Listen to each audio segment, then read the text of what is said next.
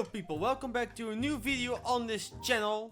I'm Zodiac Arden and today we're gonna count down my picks for the top 10, or at least my top 10 favorite animated movies of all time. Well, there are some movies in this video that I didn't mention. I mean, I'm not gonna mention films like Beauty and the Beast, Mulan, what's her name, The Little Mermaid, all these movies. There are some movies I will cover, and some movies like these movies I just said, I won't. So, if you can't keep an open mind, just stop right now. Because there are some picks that gonna get you salty. Trust me. So, without further ado, let's just get started. At number 10, we have Cars. Okay, let me start with my two negatives, alright? Or at least my two biggest negatives. Yeah, this movie has its moments when it's actually slow paced and McQueen is indeed a douchebag, okay? I get it, I know people want to bitch about it because of this, but I like it. I mean, these characters are interesting because they all have their own story. The animation is great and Lightning McQueen is having some great character development throughout the movie. I mean, you see this arrogant race car becoming friends with his pickup truck, Matter, my favorite character of the fucking franchise. And it was amazing to see that these two had such a fun bonding together when they actually are going to that field. They do their thing and they scare all these bull guys to death, and then they get chased by this big guy. It's funny.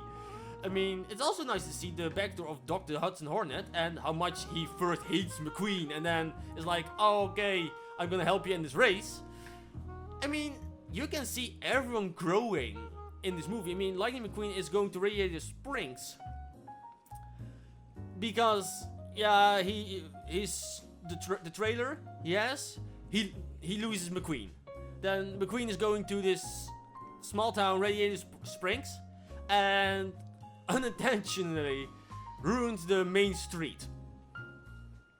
So, yeah, at one point, everyone's like, hey, we hate you and I hate you guys. And then all of a sudden it's like, oh, we kind of like each other right now. Except Doc Hudson until the end. Like I said, guys, it's nice, okay? And if you guys give this movie a watch, just give it a watch. Coming in number 9, and I'm pretty sure you guys are gonna hate me so much for this, it's Aladdin. Well, guys, hold on, okay? Hold on. When it comes to Disney films alone, so no Pixar, no DreamWorks, no everything else, this is maybe my favorite? I mean, that's a split decision between this movie and probably the next movie, but don't let the placement on this list fool you. I love this movie very much. The problem is, I didn't get attached to it as much as the rest of these films. And that's maybe because I've seen it only 2 years ago for the first time, or 3 years ago. Yeah, 2.5 maybe. So, that's probably why, but again, don't let it fool you. When it comes to this film itself, the only thing I hate about it is Jafar not having a villain song. I mean, he gets some pieces of Prince Ali, but yeah, that's pretty much it. The songs itself are great. Friend Like Me and Prince Ali are great. And Robin Williams, just Robin Williams, perfect choice for Genie. May he rest in peace, by the way. I really like to see that Aladdin isn't sure how he will survive out there without Genie and still use his last wish to set Genie free. I will say that is some great character development. I really like to see that Aladdin and Genie have a great friendship in between. And to see that Aladdin realizes that he doesn't need Genie because at the end, he knows he can handle the things pretty much well on his own. He realizes that at the end and after their argument. Jasmine is a nice female lead that is a strong woman who doesn't buy it that she needs to get married to lead Agrabah. Jasmine must be the most naive person ever. I mean, she knows it's Aladdin. She knows it's Aladdin from the market earlier. She knows that isn't his real name. and she still falls for him without him even trying to deny it. He was mumbling around, and if I would try that on a girl, she'd probably slap me at the goddamn face. I mean, why does it work on him? And not if a guy in real life is trying it. What the hell? Don't get me wrong. Once it's getting going, their story is great, but you can't deny that that's very naive. I'm sorry. When it comes to Disney movies, it's really up there. But on this list, it's not a chance. And trust me, I will die on that hill.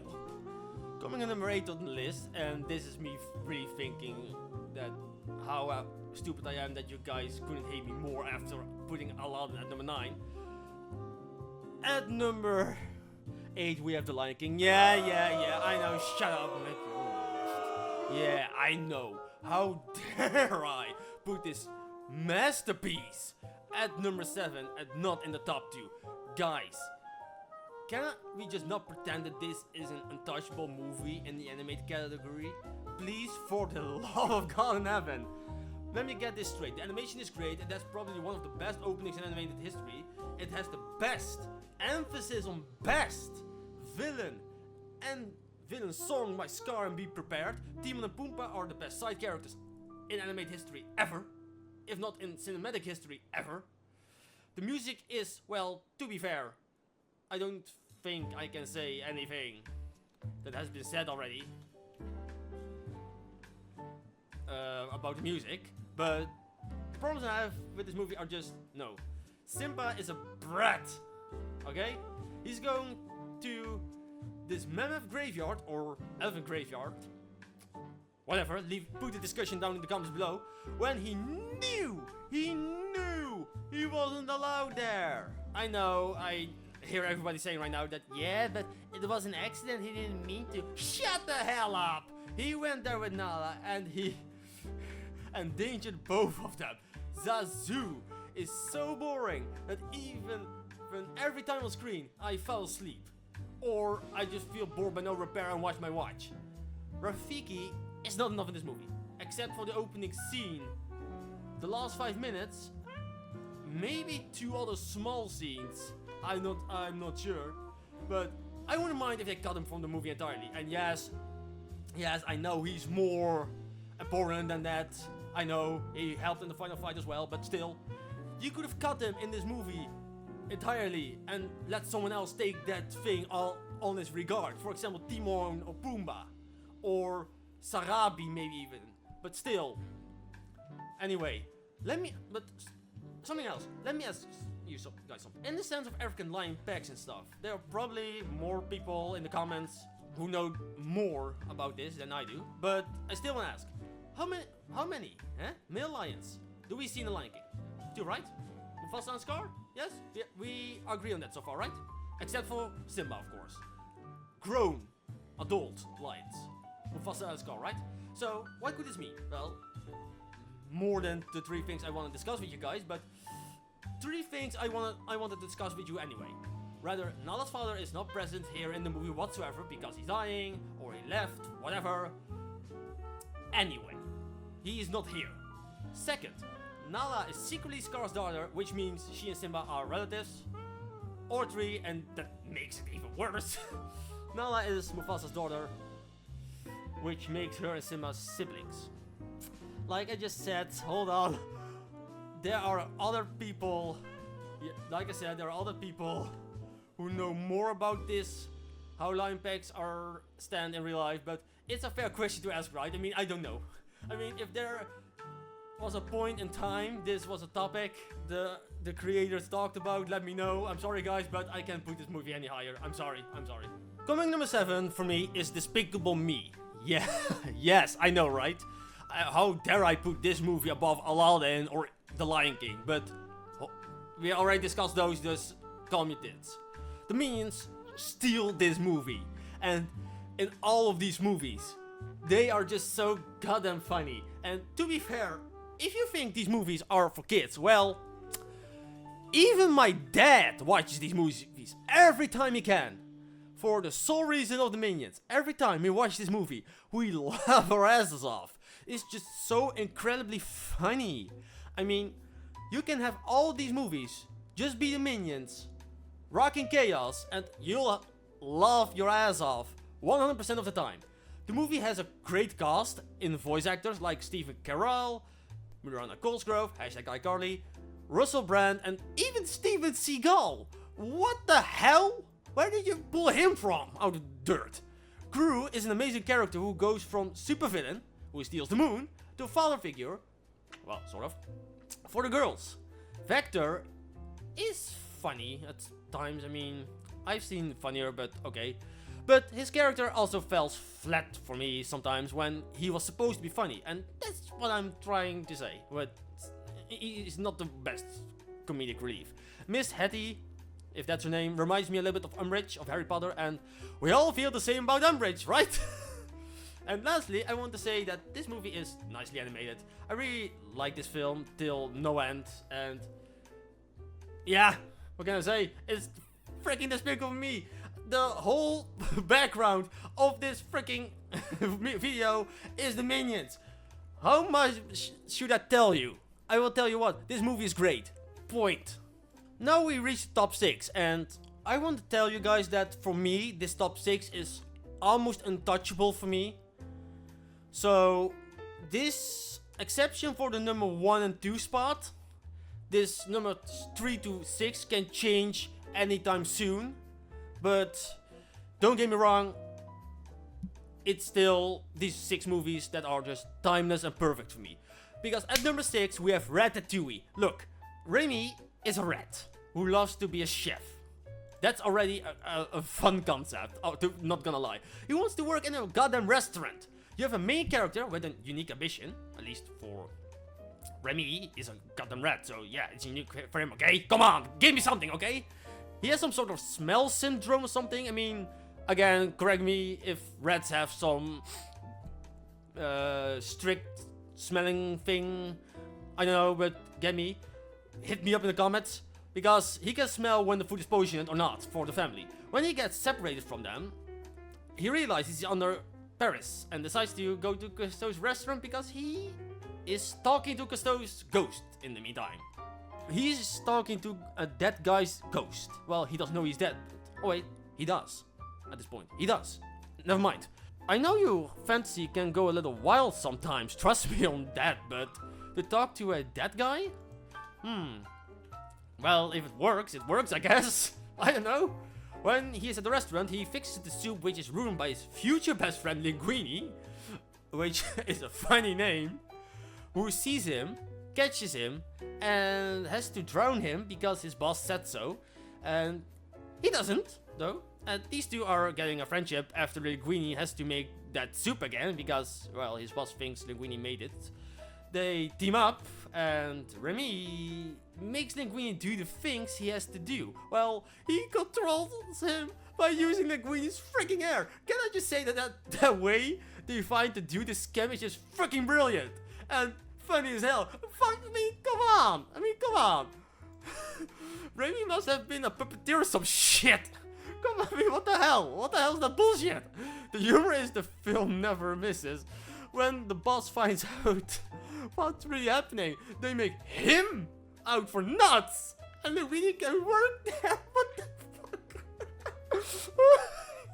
And in the end, when Linguini has to prepare dinner for that Antoine Ego publicist guy, he gets help by the rats because he had to tell the others. She has what's up, guys. I don't, like I said, this movie what I just said about Aladdin by don't like the place you. Ratatouille is my guilty pleasure of animated movies.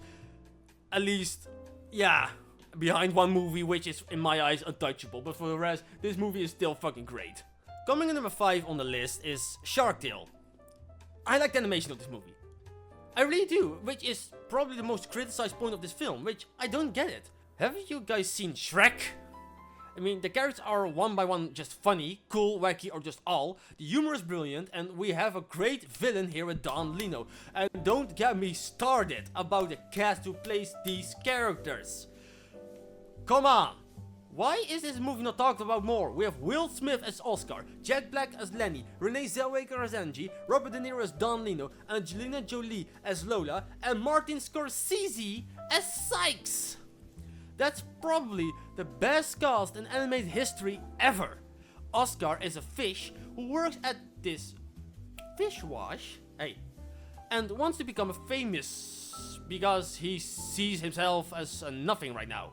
I don't know, but there's a song I just heard a couple of weeks ago from some years back, which can prove you otherwise. But anyway, when he sees a way of doing so,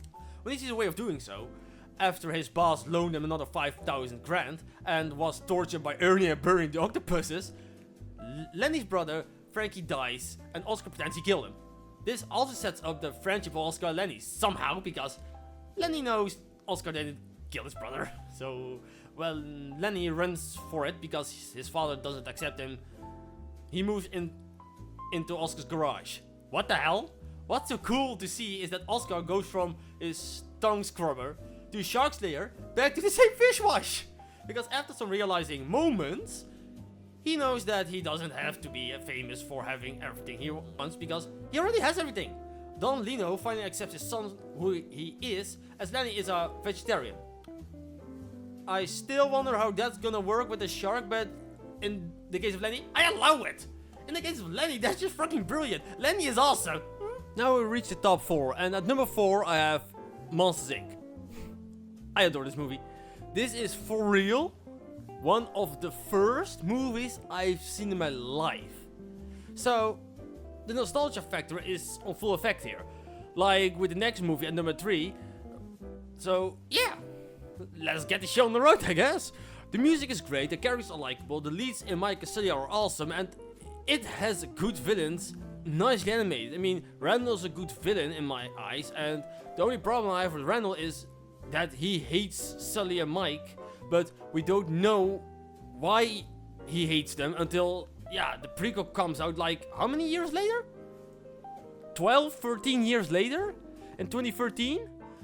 Watermoose is a nice super villain, or surprise villain, who wants to kidnap children and wants to kick Sully and Mike out of the monster world, because they are standing in the way. But the best thing about this movie is the friendship between Mike and Sully. I mean, these two are probably the best two relatable characters in animated history, and probably two best leads since Woody and Buzz in Toy Story. So I can say a lot about this movie, but yeah, this is one I've watched a lot as a kid. I even have the blue VHS tape here somewhere in the house. I still have it. Why? Coming at number 3 is Toy Story. Well, like I just said with Monsters Inc., this is not a movie I have a big history with, because this must be the first movie I've seen in my life, and this even came out 3 years before I was born. So yeah, I guess that's something. I remember my grandmother had this VHS tape at her home, and every time I came there, I was watching this movie with her. I am watching this movie for 23 goddamn years by now, and it makes me realize I'm kidding. Woody and Buzz must be two of the best characters in cinematic history, if not the best. The side characters with Potato Head, Slinky, Rex, they're all great likable. It's actually nice to see that Buzz is at his nice new toy, all shiny, Space Ranger, blah blah blah, and that Woody tries to kick his ass out of there and wants to get rid of him. And to make Buzz realize that he's not a real Space Ranger, but a real toy. That's fun. And actually the funniest part is that when he has the mental breakdown and he finds out all of this stuff.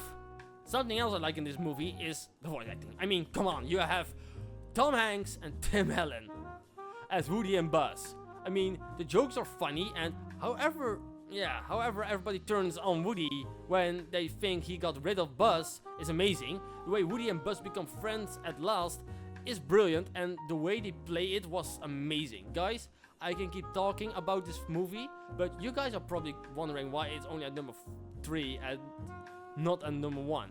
Well, the only reason for that is the sequels. I mean, I like the first two. The third one was mediocre to me, although it gave a perfect ending to the trilogy, and the fourth one just feels unnecessary. So guys, at number 2 we have the amazing film that is Ice Age.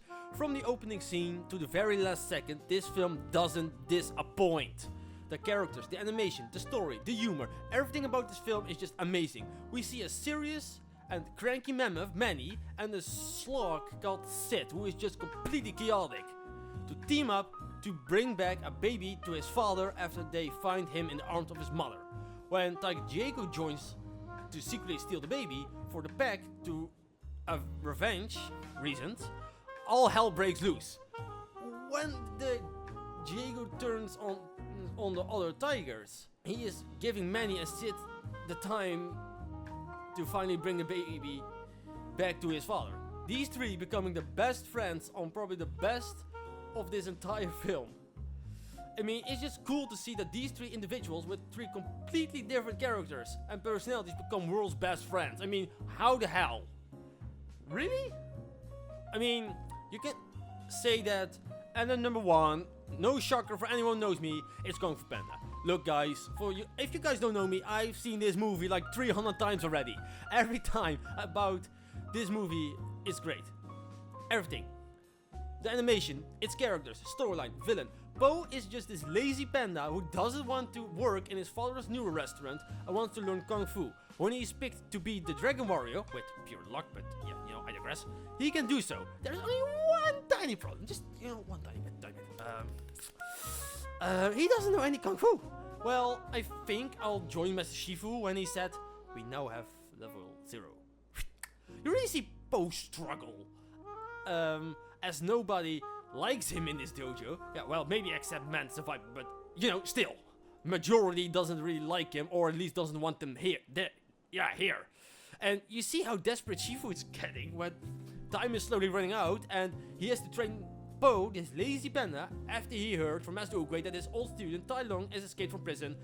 So, can I say that after Scar, Tai Lung must be the best animated villain ever? I mean, he has the best backstory of all of them, and it's actually kind of sad.